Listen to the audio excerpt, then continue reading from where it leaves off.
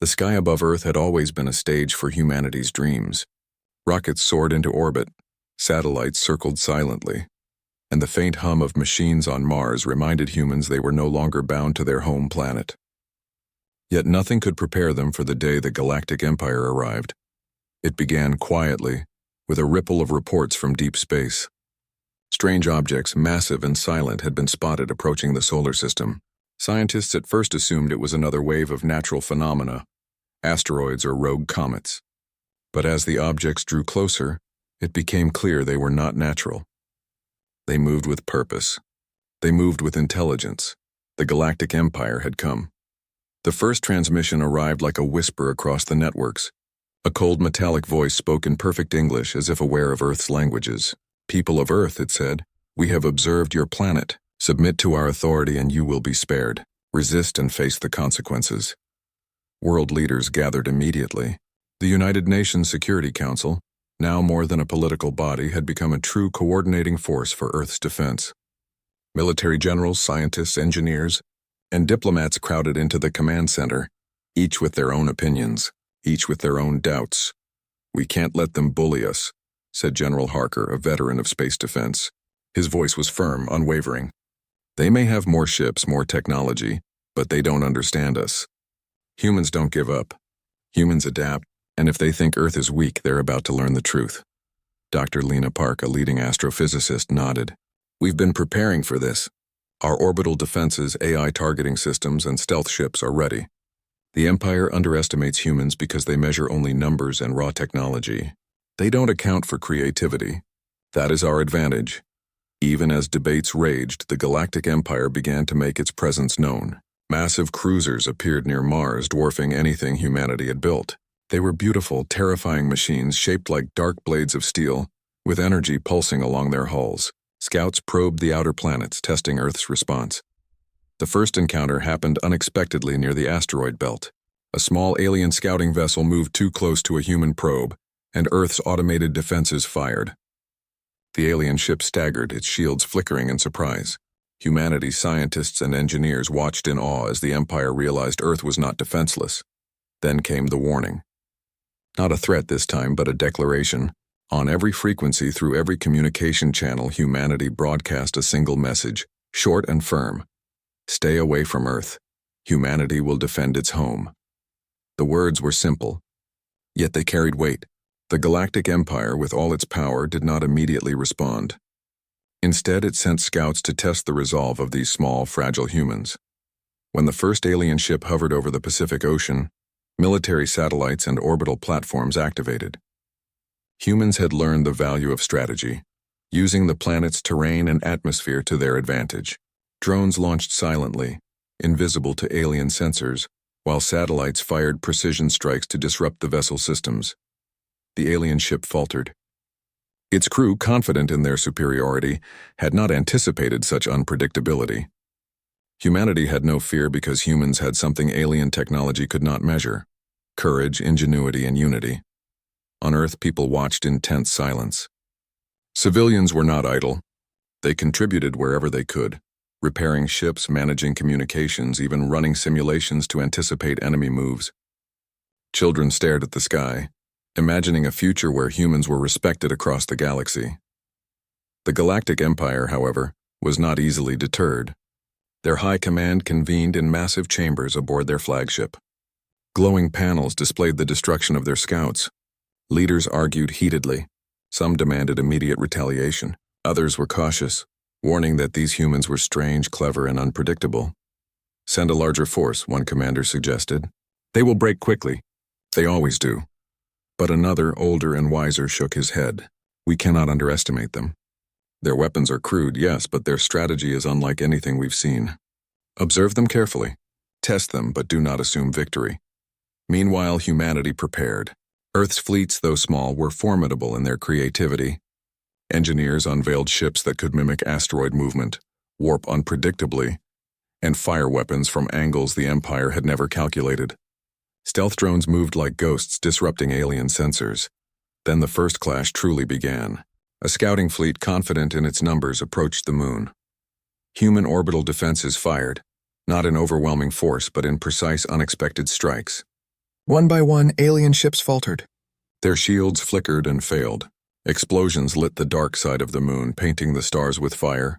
The Empire's soldiers were stunned. They had conquered countless worlds with sheer firepower. They had crushed resistance with intimidation. And yet, here were humans, outnumbered, outgunned, fighting with ingenuity and determination. General Harker watched from Earth's command center, voice calm, but filled with pride. "They think they know humans," he said. "But humans are never predictable. They never give up. And Earth will not fall." Dr. Park added, "This is only the beginning. The Empire has seen our warning. They will test us further, but now they know humans are different. We are not a planet to conquer. We are a species to respect or fear." In orbit, the remnants of the alien scouts retreated. Humanity had sent a message without firing all its weapons. One warning was enough. Earth was defended.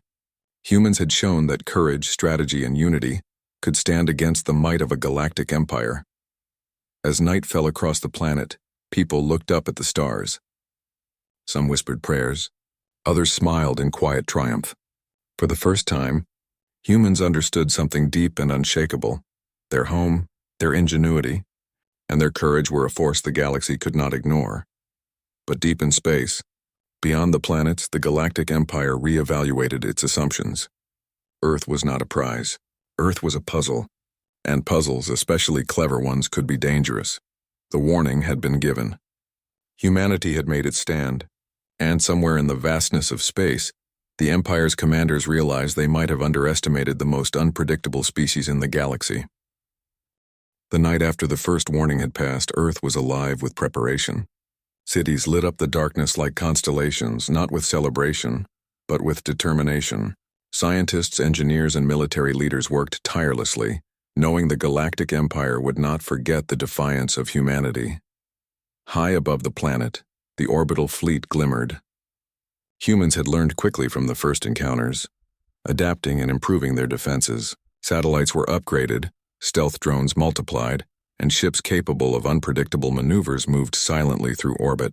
Every weapon, every system, every plan was ready for the next test, and the Galactic Empire was coming. Their forces, larger and more organized, approached the solar system in formation. Massive battleships, sleek destroyers, and planetary invasion transports cut through space like shadows. They expected resistance, yes, but not the kind of resistance that humans would bring. They underestimated Earth once, and this time they would pay. General Harker stood at Earth's command center, calm and resolute. "They think a larger force will scare us," he said, pointing at the incoming fleet on the holographic display. "They are wrong. Humans do not break under pressure.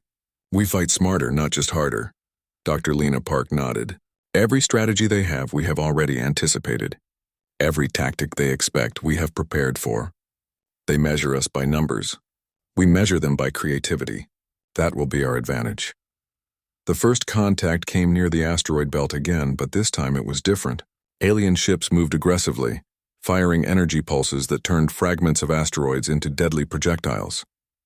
Humans responded with a combination of old and new strategies. Orbital platforms fired countermeasures while stealth ships flitted between asteroids, striking from unexpected angles. A small human squadron, only a fraction of the Empire's force, managed to disable an entire destroyer, using a combination of gravitational manipulation and precise strikes. The Empire's soldiers, trained for years to handle threats, found themselves outmaneuvered by humans who had never faced such tactics before. On Earth, civilians played a critical role. Engineers repaired ships faster than ever. Technicians modified drones on the fly. Intelligence teams guided fighters using predictive models, calculating where the enemy would strike before they did. Humanity's strength lay not only in technology but in its people. Every citizen was part of the defense and every action mattered. The Galactic Empire, frustrated by the unpredictability of humans, landed troops on several continents. They expected resistance to crumble under their advanced weapons, but humans fought with unorthodox tactics. Cities became defensive fortresses. Terrain was used strategically. Mountains, rivers, and even weather patterns were allies in the battle. In the forests of North America, small human squads used camouflage and guerrilla tactics to harass alien forces. In the deserts of Africa, mobile strike units attacked supply lines. then vanished before the Empire could respond. On the plains of Asia, humans coordinated massive drone swarms to disrupt enemy formations. Even as the Empire tried to consolidate control, their forces began to falter. Their arrogance, their reliance on overwhelming power had blinded them to human ingenuity. Each defeat forced them to retreat, regroup, and rethink. But humans were always one step ahead. High in orbit, the climax of the battle unfolded. Humanity's engineers had hidden a fleet of orbital warships disguised as asteroids. As the Empire's main invasion force approached Earth's orbit, the ships revealed themselves.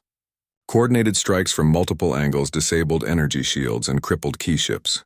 The alien flagship, a symbol of the Empire's authority, faltered under precise attacks from human fleets.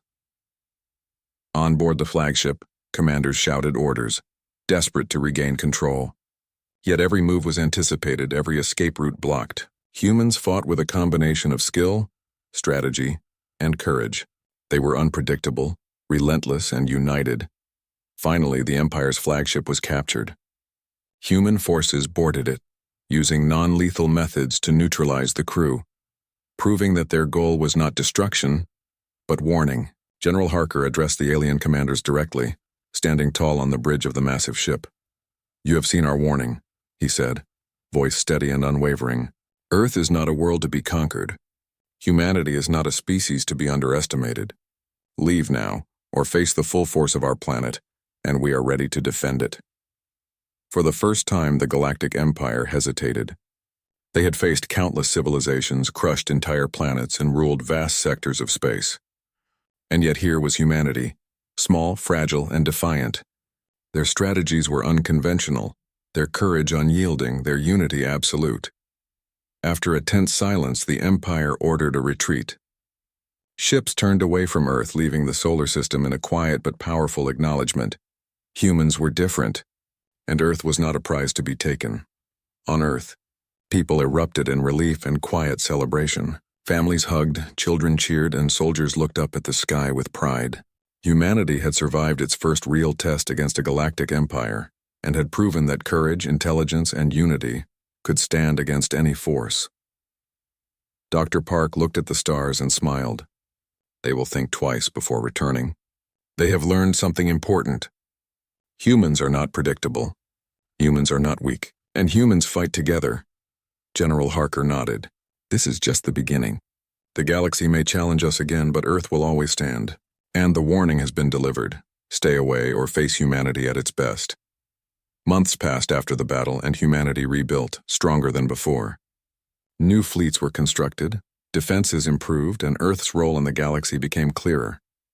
Diplomats and scouts monitored the retreating empire, learning from their tactics and preparing for the day contact would happen again. But humanity was ready. They had learned their strength lies not only in technology or numbers, but in courage, intelligence, and unity. The warning had been given, and now the galaxy knew. Earth was protected, and humans were a force not to be underestimated.